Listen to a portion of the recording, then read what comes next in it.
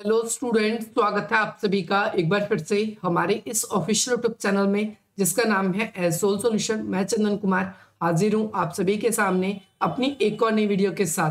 तो गाइस, आज की इस नई वीडियो में हम बात करेंगे उन सभी स्टूडेंट्स के लिए जो मास्टर ऑफ पॉलिटिकल साइंस के स्टूडेंट्स हैं और उन सभी के एग्जाम है वो मास्टर ऑफ पॉलिटिकल एमपीएस के स्टूडेंट्स हैं।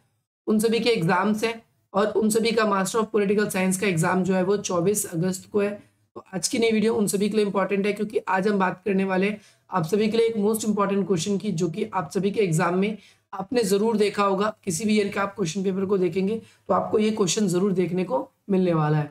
सो गाइस, ज्यादा देर न करते हुए आज की अपनी इस वीडियो को हम स्टार्ट करते हैं। क्वेश्चन आपसे या तो 1990 के दशक बनाकर पूछा जाएगा या फिर आपसे पूछा जाएगा 1991 की नई आर्थिक नीति क्या थी। तो भाई आप सभी को ध्यान रखना है, थोड़ा सा एक हिस्टोरिकल बैकग्राउंड आप सभी को ले लेना है, हिस्टोरिकल बैकग्राउंड ले लेना है, ताकि आप सभी को पता होना चाहिए कि किस चीज के बारे में हम पढ़ने वाले हैं और किस चीज के बारे में पढ़ने नहीं वाले। तो सबसे पहली बात, तो भारत जब से आजाद हुआ तो भारत ने अपनी विकास गति को बढ़ाने के लिए पंचवर्षीय योजनाओं को चुना। लेकिन पहली पंचवर्षीय योजना कब अपनाई गई? तो 1951 में। दूसरी, फिर तीसरी, हर 5 साल बाद एक नई पंचवर्षीय योजना अपनाई गई।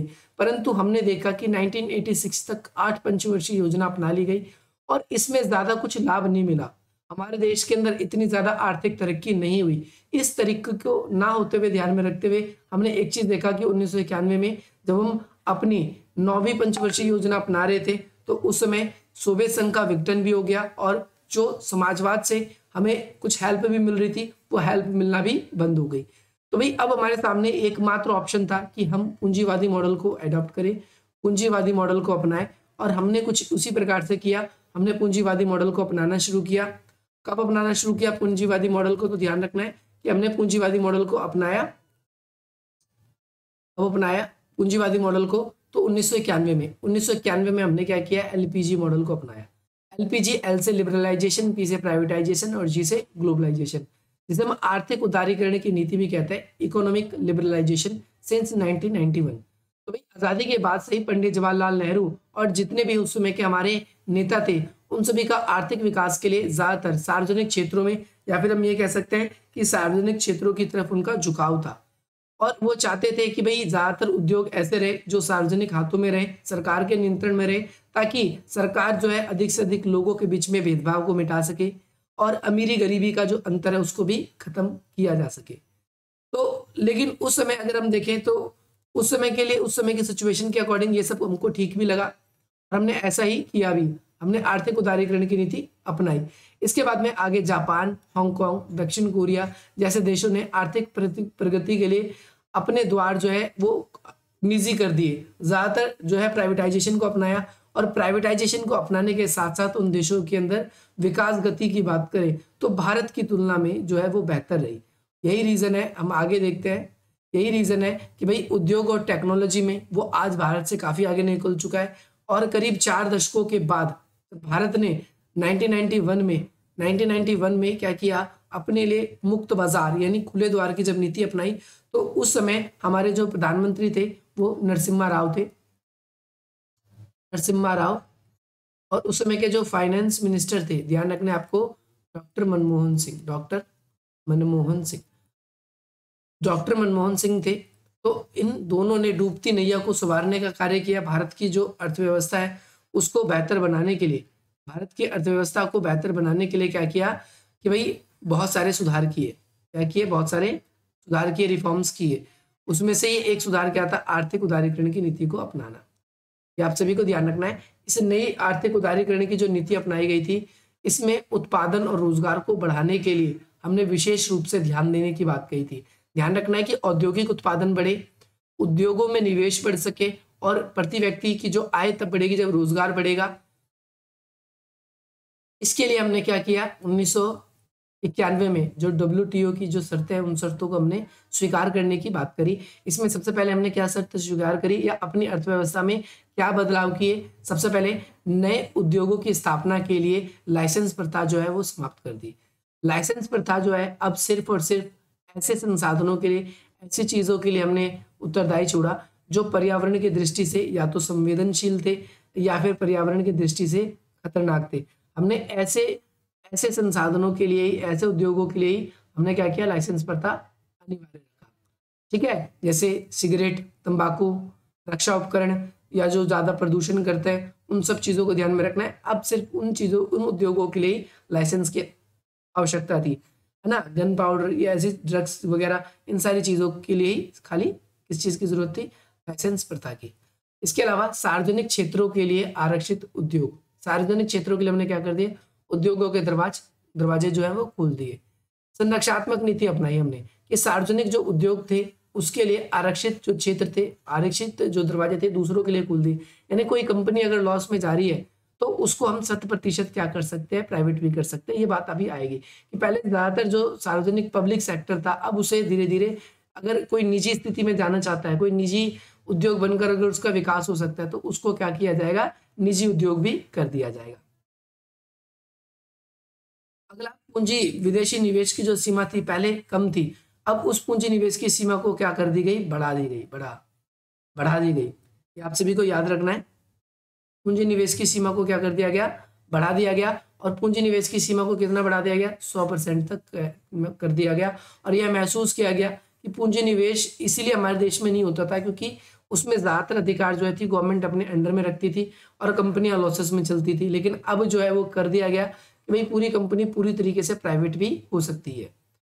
विदेशी पूंजी निवेश बोर्ड को मंजूरी के बाद में विदेशी निवेशकों के लिए शेयर जारी करने के लिए भारतीय रिजर्व बैंक से अनुमति की आवश्यकता नहीं थी। यानी अगर आपको भारत में इन्वेस्टमेंट करनी है तो आपने एक निवेश बोर्ड बनाया, हमने उस निवेश बोर्ड से आपने परमिशन लेनी नहीं है और उसके बाद में आपको आरबीआई से परमिशन लेने की कोई भी आवश्यकता नहीं है।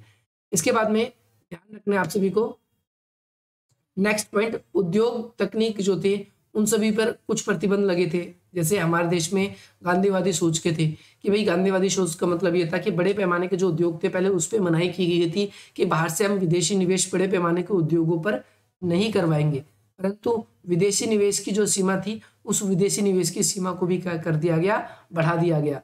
ठीक है, और साथ ही साथ में बड़े बड़े उद्योग जिन पे पहले प्रतिबंध लगते थे, क्यों प्रतिबंध लगते थे, क्योंकि एक उद्योग कई मजदूरों का काम कर लेती है, एक ट्रैक्टर कई किसानों का काम कर लेती है, तो इस वजह से इन पे रोक लगाई गई थी। क्योंकि बड़े पैमाने के उद्योग आएंगे तो देश में बेरोजगारी बढ़ सकती है और बेरोजगारी ना बढ़े इसके लिए हमारे यहाँ पर क्या हुआ कि भाई हमने विदेशी तकनीकों को क्या करना शुरू कर दिया, हमने स्वीकार कर लिया विदेशी तकनीकों को अपना सकते हैं। इसके बाद एकाधिकार जो व्यापार पद्धति थी उसको समाप्त कर दिया गया। एकाधिकार पर व्यापार पद्धति का मतलब ये है कि भाई पहले सिर्फ और सिर्फ जो है एकाधिकार, मतलब एकाधिकार पद्धति का मतलब सिंपल सा ये है कि पहले उद्योग वगैरह जो थे वो सिर्फ कुछ एक लोगों के हाथों में आ सकते थे। ठीक है, एकाधिकार पद्धति तो वो भी समाप्त कर दिया गया ताकि शोषण ना हो। जनता की जो है स्वास्थ्य को लेकर, जनता के संरक्षण को लेकर, जनता के रोजगार को लेकर, इस जरिए से भी लोगों के लिए सुधार की बात हुई। ये भी ध्यान रखना है। अगला पॉइंट आप सभी को कि आर्थिक उदारीकरण और वैश्वीकरण की नीतियों के क्या परिणाम निकले। अब भाई हमने इतने सारे सुधार की बात करी, सुधार कर भी दिए, लेकिन इसका परिणाम क्या निकला, तो आर्थिक उदारीकरण और भूमंडलीकरण के कारण, वैश्वीकरण के कारण कई सारे सुधार हुए। सबसे पहले वैश्वीकरण, ग्लोबलाइजेशन, इसका अर्थ बताया गया है कि विभिन्न प्रकार के देशों में व्यक्ति, वस्तु, पूंजी, टेक्नोलॉजी, सेवाओं का स्वतंत्र रूप से एक देश से दूसरे देश में आदान प्रदान क्या कहलाता है, बेरोक टोक आदान प्रदान क्या कहलाता है।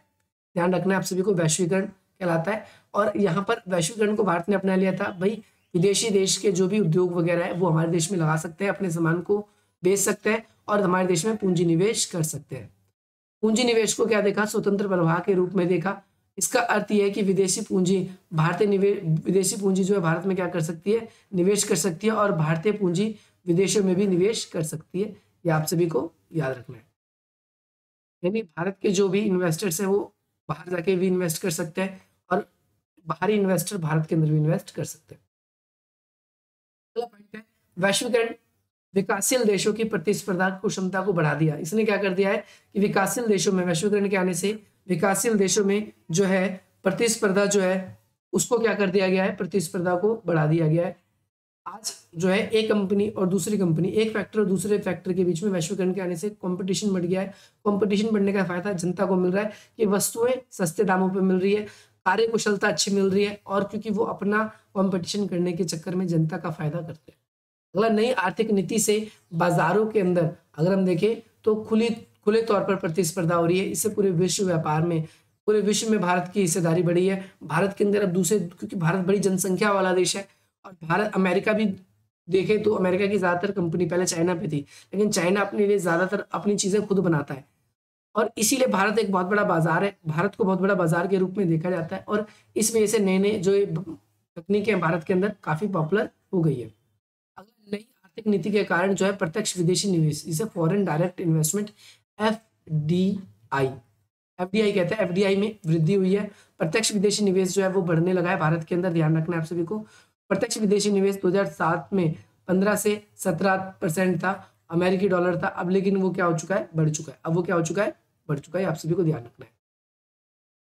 इसके कुछ प्रतिकूल परिणाम पड़े हैं, जैसे नई आर्थिक नीति ने रोजगार के जो अवसर थे उस पर क्या कर दिए, नकारात्मक प्रभाव देखने को मिले। नकारात्मक प्रभाव क्या है कि एक कंपनी आती है, कई मजदूरों का काम कर लेती है।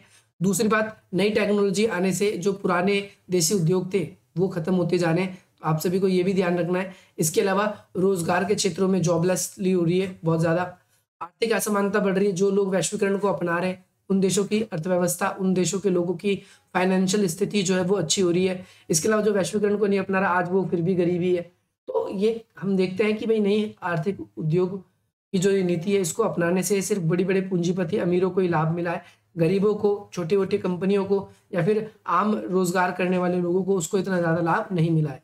इसके अलावा अंतर्राष्ट्रीय संगठनों में बढ़ता हुआ दबाव, आज के समय में अंतर्राष्ट्रीय संगठनों की, जैसे विश्व व्यापार संगठन है, विश्व बैंक है, अंतर्राष्ट्रीय मुद्रा कोष है, ये तीनों अंतर्राष्ट्रीय संस्थाएं और वैश्वीकरण के कारण इनकी नीति विकसित देशों की जो नीति है विकासशील देशों में आसानी से लागू हो जा रही है। फॉरेन डायरेक्ट इन्वेस्टमेंट जो है वो बढ़ता जा रहा है और फॉरेन डायरेक्ट इन्वेस्टमेंट बढ़ने से देशों की अर्थव्यवस्था में सुधार हो रहा है। देशों के अंदर जो है करेंसी का जो परसेंटेज है वो बढ़ने में फायदा हुआ है कि जो जैसे इंडिया के अंदर देखें तो निवेश कम होने की वजह से डॉलर जो है नीचे गिर रहा है। इंडिया का 1 रुपये या अमेरिका का हम कह सकते हैं $79, वर्तमान समय में अमेरिका का $1 जो है वो इंडिया के 79 रुपीज़ के बराबर है। तो यहाँ पर हम देख रहे हैं हमारे देश की अर्थव्यवस्था कितनी खराब होती जा रही है। आर्थिक उदारीकरण और विदेशी निवेश, इकोनॉमिक लिबरलाइजेशन एंड जो इन्वेस्टमेंट है, डिस इन्वेस्टमेंट, इसके बारे में बात करेंगे। तो आर्थिक उदारीकरण के कारण, आर्थिक उदारीकरण का मतलब ये नहीं है कि गरीबों के प्रति राज्य ने कोई कदम नहीं उठाया, तो गरीबों के प्रति राज्य ने भी यहाँ पर हम देखते हैं कि कई कदम उठाए हैं। सरकार ने गरीबों के लिए भी क्या किया है, कई कदम उठाए हैं। ये आप सभी को याद रखना है। जैसे लोगों के रोजगार जो भी काम करते हैं उनके स्वास्थ्य के लिए अब बेहतर ESI वगैरह यानी प्रॉफिट फंड, PF जो होता है, PF प्रॉफिट फंड डिपार्टमेंट, ये बना दिया है ताकि अब मजदूर जो है बुढ़ापे में अपने प्रॉफिट फंड जितना उसका अपनी तरफ से कटता है तो उतना उनको सरकार या फिर जो अन्य कंपनियों के जो मालिक है उनकी ओर से भी इन्हें मिलता है। तो ये लाभ हमें देखने को मिलता है जो कि वैश्वीकरण के आने के बाद हो पाए। मजदूरों का प्रशिक्षण हो रहा है। आज बड़ी बड़ी मशीनें मजदूर चलाते हैं तो उनसे पहले उनको ट्रेनिंग दी जाती है ताकि वो मजदूर जो है अच्छे तरीके से क्या कर सके, मशीनों को चला सके और लोगों के जो जीवन स्तर है उस जीवन स्तर में भी सुधार हुआ है। तो होपफुली आप सभी को ये वीडियो पसंद आएगी और आपके एग्जाम में भी क्वेश्चन आएगा तो आप इसको अच्छे तरीके से डील कर पाएंगे।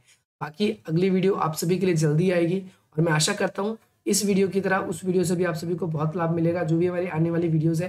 और इसके अलावा जो भी आप सभी के लिए MPS 002 के जो स्टूडेंट्स हैं, मतलब अब आपका, क्योंकि MPS 1 की लगभग 30 से प्लस वीडियोज हमने आप लोगों के लिए बना दी है, आपके एग्जाम के लिए वो इनफ है। अब MPS 2 की तैयारी आप सभी की स्टार्ट होने वाली है, तो जल्दी से आप अपने एग्जाम को MPS 1 को खत्म करें और MPS 2 के एग्जाम्स की तैयारी शुरू कर दें। बाकी मिलते हैं हम आप सभी से अपनी अगली वीडियो में। जय हिंद, जय भारत।